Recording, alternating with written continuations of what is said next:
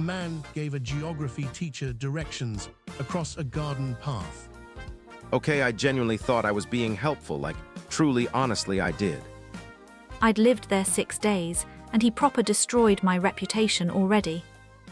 Inspired by the kind of story you'd find on Reddit, today's tale involves a new neighbor, a very confident set of directions, and one front door that absolutely should not have been knocked on.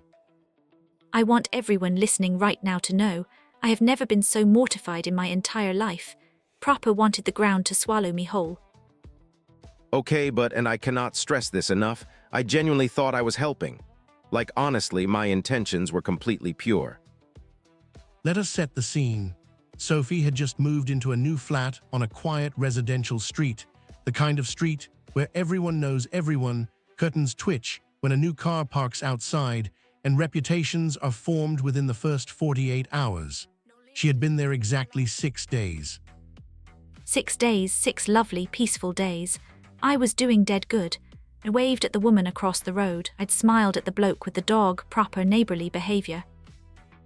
And then I showed up to help you carry boxes, which was, like, genuinely a nice thing to do, right? It would have been nice, Jake. It would have been. Now Jake had visited Sophie's new street once before, briefly, in the dark, from a moving car.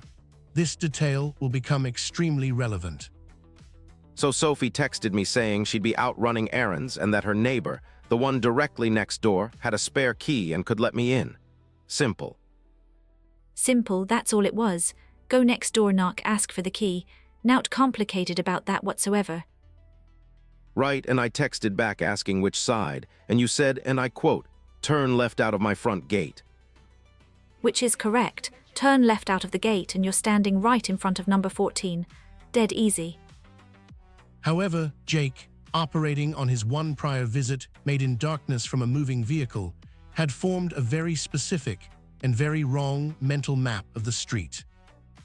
Okay, so here's the thing. When you're standing inside the gate looking out, left is left. But I approached the gate from the street, so my left was technically her right. Or, wait, no. Ugh, I'm confusing myself again. He went right, knocked on number 12, and oh, I still can't.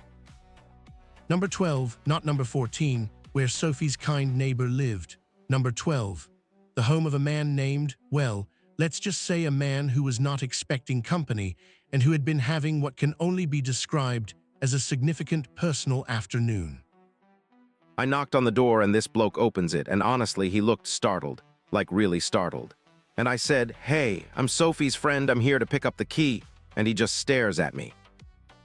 Because he had absolutely no idea who Sophie was. He'd lived there 11 years and never spoken to anyone on that street. He was a private man, very private. Now at this point, a sensible person might have paused, looked at the house number, confirmed the address. But Jake, to his credit, is rarely described as a sensible person in a hurry. I just assumed he was confused because he didn't know me yet, so I started explaining. I said, "Sophie, your neighbor, she lives just next door. If you head straight on from your front path, you'll reach her gate. She's just a short walk along the pavement." I was basically giving him directions to her house from his own house. A short walk along the pavement, to my house from his house, which is next door. I'm proper cringing, I can't. And this is where vocabulary becomes important, because Jake, bless him, delivered what can only be described as the world's most unnecessary set of directions. Let's unpack what happened, starting with the word along. When Jake said head along the pavement, he meant move in a particular direction following a path. That's what along means. You travel along a road, along a corridor, along the street. Which is a perfectly normal thing to say. If someone doesn't know where something is, you tell them to walk along the street until they reach it. I was being helpful. You were being helpful to a man who could see my house from his living room window, Jake. The man, remarkably patient, listened to Jake's full orientation speech. And then he said, very slowly, "Son, I'm looking at that house right now. It's directly opposite my recycling bin." And I was like, wait. I looked at the house number on the door, 12. And I looked down the path to the right, and there's 14 right there, and the woman at 14 is literally standing in her doorway watching all of this happen. Mrs. Patterson at number 14. who I had been so carefully trying to impress. She saw the whole thing. She told me later she'd been watching from the moment he turned up the wrong path. Now here's where it escalates. Because Jake, rather than cutting his losses and simply crossing to number 14, decided the most logical next move was to continue talking.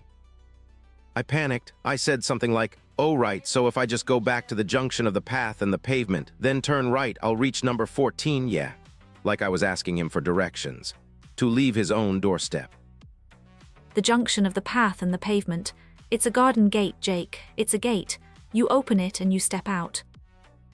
A junction, for our learners, is a point where two paths or roads meet, the place where you must make a decision about which way to go. In a city, you might say, turn left at the next junction. In a normal context, not when describing someone's front garden. It still counts as a junction technically. The path meets the pavement, there's a decision to be made, that is definitionally a junction. I'm going to frame that sentence and put it on my wall as a reminder of the worst week of my life. The man at number 12, who, remember, had simply opened his door to find a stranger, now gently pointed Jake in the right direction. He said, and this is a direct quote according to Sophie, "Face the street, go forward, turn right, walk 2 steps, knock." Which I did, and it worked. So technically his directions were correct and everything resolved fine. Everything resolved fine. He says this while Mrs. Patterson is watching him take 2 steps sideways like a crab, holding a confused expression, to knock on her door. Mrs. Patterson handed over the key, and then, because she is apparently a woman who appreciates a good story, she said, "Your friend seems to have a bit of trouble with left and right." Sophie did not have a response to this. I didn't even know this was happening yet. I was in a supermarket picking up pasta. I came home to a voicemail from Jake, a very amused text from Mrs. Patterson, and a note under my door from number 12 that said, "I swear on my life, hope you settle in. Your friend is very enthusiastic." That's a lovely note. He seems like a great neighbor, honestly. I feel like I actually made a connection there. You made a connection. I have to live there. Now, Sophie, in the interest of education, because this is, after all, an English learning program, walk us through the directions you originally gave Jake. Nice and clear. Right, so you come along my street, yeah. That means you walk along the road following the direction of the houses. You pass the corner, what we'd call the junction where my street meets the main road. You go straight on, that just means you keep going forward without turning. You reach my gate, you go through, and then you turn left. Not right. Left. That means you go in the direction of your left hand. Okay, but which left hand?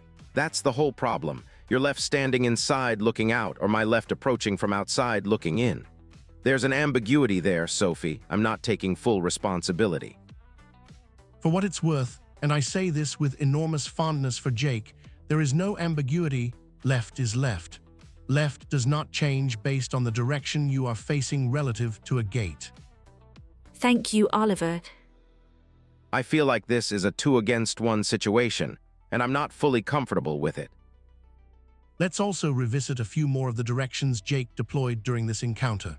He told the man at number 12 to head straight on from your front path. Now, straight on is a phrase we use when giving directions to mean continue in the same direction without turning. If someone asks you the way to the train station and it's directly ahead, you say, go straight on for 2 minutes. You do not say it to a man standing in his own doorway. Again, technically accurate. If he had gone straight on from his front path, he would have reached Sophie's gate eventually. It would have involved crossing a hedge, but the geometry was sound. The geometry was sound. Honestly, Jake. There's also the question of what Jake meant when he mentioned the house being a short walk. Now, a short walk is a common phrase in directions. It means the distance is small. You can reach it on foot without much effort. It's useful if someone asks if a place is far. Oh, the pharmacy, it's just a short walk, maybe 5 minutes. Not particularly useful as a phrase when describing a distance of approximately 4 meters. 4 meters is still technically a walk. If I told you to take a short walk across this studio, you'd understand what I meant. We're not in a studio though, are we, Jake? We're talking about you sending a man on a short walk to look at a house he could see from his own sofa. Now the story does have a rather sweet ending, because 3 weeks later, Sophie actually ran into the man from number 12, properly this time, not via Jake, and they ended up chatting for 20 minutes over the fence. He's dead lovely, actually. His name, well, I'll just say he's a retired geography teacher, which makes the whole thing about 100 times more embarrassing somehow.